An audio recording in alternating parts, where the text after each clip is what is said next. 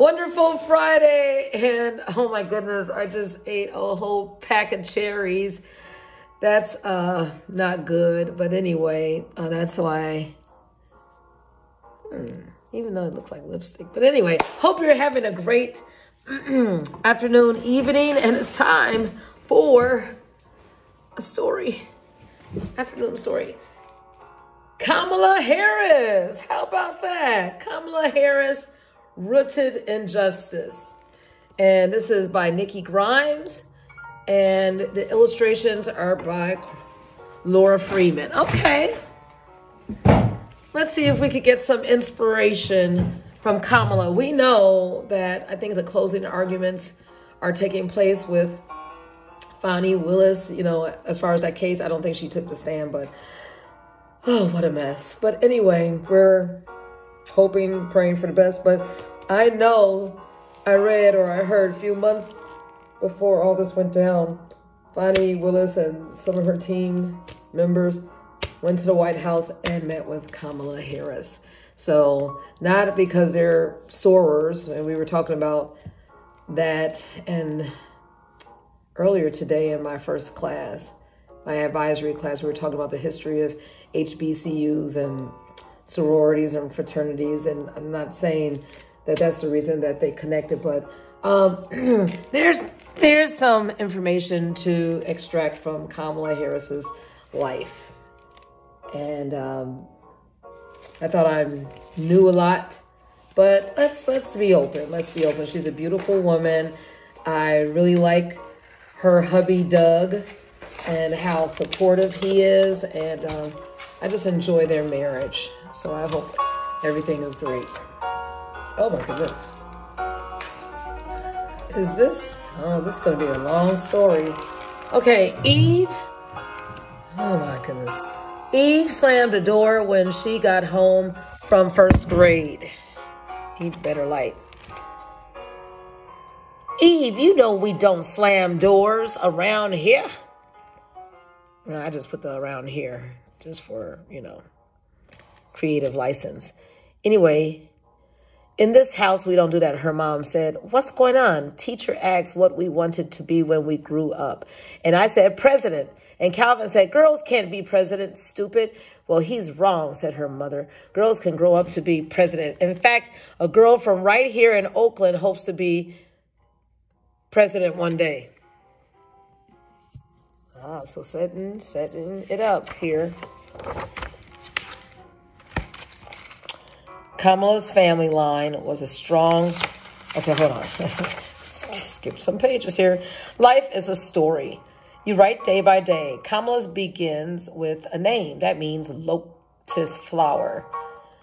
See how her beautiful smile opens wide like petals, fanning across the water's surface, but you don't see the flower's roots. Her roots, they grow deep, deep, deep down. Let me show you. Yeah, it's beautiful. It's pearls, Kamala's family line was a strong black and brown braid coiling from India, where her mother, Shyamala, was born to Jamaica, where her father, Donald, was born, to Berkeley, California, where her parents fell in love and married, to Oakland, where Kamala was born. It was a good beginning. Is this like once upon a time? Not exactly, said Eve's mom. This story is true. So we see the different continents. Right away, Kamala was like clay. Her parents molded for action. When her mother wasn't hunting cures for cancer and her father wasn't teaching, both marched for civil rights and went to lectures by Dr. Martin Luther King Jr. Kamala was right there too, bouncing along in her stroller, chewing on her pacifier and words like peace and justice. What's justice? Eve asked her mom. Justice is another word for fairness. This is appropriate to have Kamala kick off the first day of Women's History Month. And I have always been a fan of Ruth Bader Ginsburg and just all the women who have paved the way. So I am excited for this month. It's just so inspiring. Okay. Once, when tiny Kamala was fussing, her mother couldn't figure out what was the matter. What do you want, little girl? Freedom. Come on now. And a waterfall of laughter sputtered from her mother's mouth. As at demonstrations, marchers often chanted, what do we want? And the answer was always freedom. Little Kamala had been listening. Really? No, I haven't heard that story. That's cute. Kamala's baby sister, Maya, screamed her way into the world when Kamala was 2. In no time, the sisters were having faraway adventures together, like visiting their grandparents in Zambia. Grandfather P.V. Gopalan was a senior diplomat there. He had once fought for India's independence. His wife, Rajam, Kamala's grandmother, fought for the rights for women. Okay, so it's in her lineage. Little by little, on these visits, Kamala and Maya learned that fighting for justice ran in the family. Okay, this is good. This is beautiful.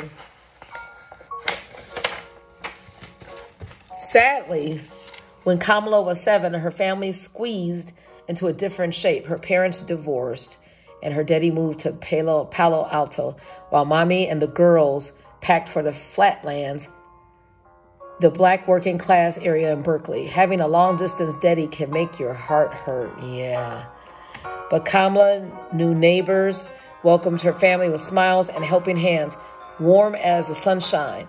Still, Kamala was sometimes lonely for her daddy. Luckily, her godmother, Aunt Mary, lived close by and gave Kamala extra hugs whenever she needed them. Like other black and brown kids in the flatlands, Kamala was part of a California program to integrate the schools. Every day, she rode a yellow bus, bumping through familiar city streets all the way to the wealthy white part of town with sprawling hillsides, painted with gardens. Thousand Oaks Elementary was a world away. This reminds me, every Wednesday or twice a week, I couldn't remember, but there was a program when I was her age, I think 3rd grade, where I would travel from the south side of Chicago to the north side, past Lincoln Park area, and I always have fond memories of driving up Lakeshore Drive, going north, and landing at Walt Disney School, and just anticipating, looking out the window, you know, the bumps and the hills on the ride, looking at the water, the peace, just the whole transit. And then once I would get there, my goodness, all the resources they had as far as art and just creativity. And then there was another school that we would go to for the Access to Excellence program, and we would go to a program out east. And again, we were exposed to music, kung fu dancing. That was a song that we performed, one performance, and I would never forget. That's when I heard like a different type of music. It was gospel music, but there were a lot of chord changes, and it was just like a jazzy version. But anyway, that planted deep within my psyche in 3rd grade, 3rd or 4th grade. So it's something about these early experiences that molds you, that makes you something wonderful, and it sticks with you for the longest. Well, she went to Thousand Oaks Elementary, which was a world away, but Kamala didn't mind. There she got to meet kids who were rich and poor, black and white, kids who celebrated holidays she'd never even heard of. Their teachers taught her to count to 10 in many different languages. "Oh, I can count to 10 in Spanish," said Eve. "Who taught you that?" asked her mom. "Guadalupe from next door." Eve smiled proudly. And that's what we want to do. We want to expose our children to global inspiration and impact from the world. So yes, this is going to be a part 2 for tomorrow, because like I said, we could take our time reading about other inspirational forces in our life. But I hope that you are rooted in justice and fairness and make a difference for those around us and the gifts that we can take advantage of. All right, have a great evening. I have to do homework. Good night.